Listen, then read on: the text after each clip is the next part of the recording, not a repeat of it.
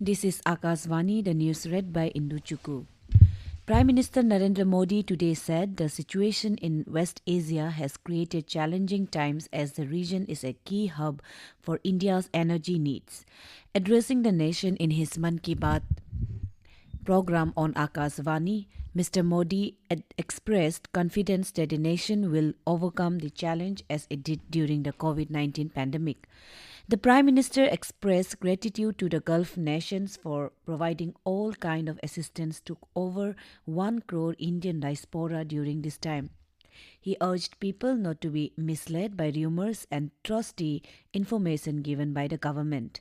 The Prime Minister praised the role of My Bharat in engaging youth in nation building, citing large participation in initiatives like the Budget Quest and essay competition. He also commended young contributors for their ideas on development, farmer welfare, and women led growth.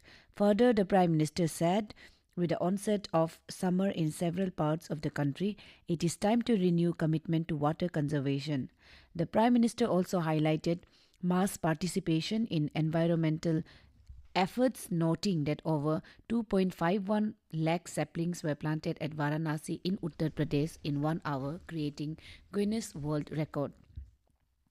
In West Asia, Israel struck key military infrastructures in central Tehran overnight, while Iran continued to launch missile and drone attacks on Gulf countries. Meanwhile, defense forces across the Gulf region are on high alert as Iran continued missile and drone attacks on the UAE, Kuwait, and Bahrain.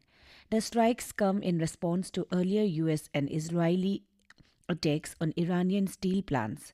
Iran has warned of for further retaliation, including potential attacks on US and Israeli universities in the region.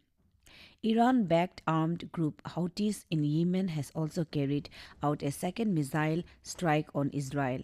On the other hand, the United States Central Command has announced that a task force of 3,500 Marines and sailors aboard the America-class amphibious assault ship USS Tripoli has arrived in the West Asia.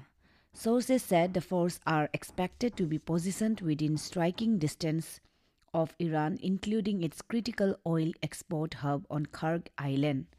Senior BJP leader and Union Home Minister Amit Shah today said BJP has stopped the inflow of illegal immigrants into Assam and will work to deport them over the next 5 years. He was addressing an election rally at Dekia Juli in Sonitpur district, Assam, this afternoon. Mr. Shah stated deporting illegal immigrants is important as they put pressure on the resources meant for the indigenous people of the state.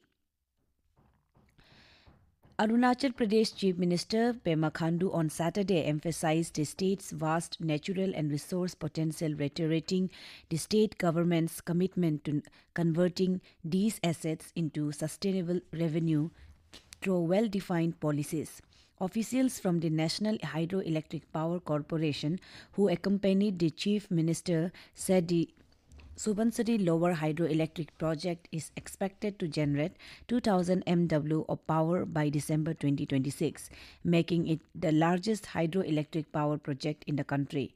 In a significant initiative highlighting both development and tourism potential, the Chief Minister also, along with his state cabinet, undertook a high-speed river journey covering around 45 km along the Subansiri River from the project site to the Sibe-Rite confluence.